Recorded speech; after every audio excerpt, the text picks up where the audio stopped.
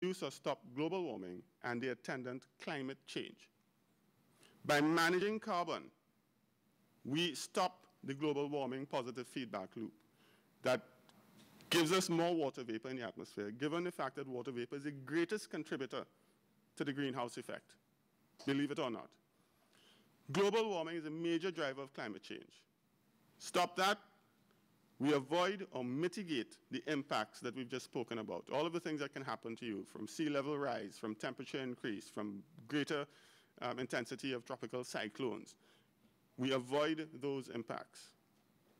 Reducing global warming will result in less climate change and therefore reduce the need for and the costs associated with adaptation. There are two things that are being considered here: mitigation and adaptation. Mitigation costs will always be less than adaptation costs. There's no two ways about that. So just to run through quickly some of the opportunities that may be present for the private sector, and again, this is across the board. This could be applied to any operation. Implement EMSs, self-auditing, carbon footprint analysis, GHG emission levels, with disclosure of results. Doing it and keeping it to yourself does not motivate you to change.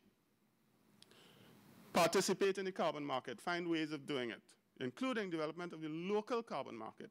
Get involved in reforestation activities. Align yourself with NGOs or CBOs that can access the Green Fund and provide them with the technical capacity to do what they need to do while they get assistance from the Green Fund. Implement waste-to-energy initiatives. Reduce, reuse, recycle. Again, these are all things you're familiar with. Cradle-to-cradle production techniques. Notice I'm not saying cradle to grave. All right, it's cradle to cradle. You have to start thinking away from, okay, we're building something now, how are we going to dispose of it? No, building something now, how are we going to reuse it? Okay. Increase the efficiency of power generation, heat recovery, steam generation. Why isn't that done? I don't know. Combined heat and power. We do natural gas turbines here. The heat that comes off of that can be used to do other things. Research. Private sector can get into research, and you can patent and sell what comes out of your research. That's not an investment opportunity. I don't know what is. Green building technology. Again, very well spoken to by Ms. Newton. Smart buildings. And actually, I believe ACLA Works is the consultant that designed our proposed smart building. The EMA is looking to build a flagship building that will be a model green building in Trinidad and Tobago and hopefully the Caribbean. Retrofitting of your existing plant and machinery to increase efficiency and reduce emissions. Financing. Again, in the private sector, you can come up with innovative financing mechanisms to help start new companies that use clean or renewable energy. Consumer financing, helping households produce clean energy technologies, because initially they are larger cost, okay? And they need some sort of motivation to do this. Soft financing, environmental criteria for insurance or loan applications. Tourism, reduce emissions from air travel by promoting local tourism. You know, get the hotels to do like what Mandalay said, get their certification in Blue Flag or Green Globe or whatever.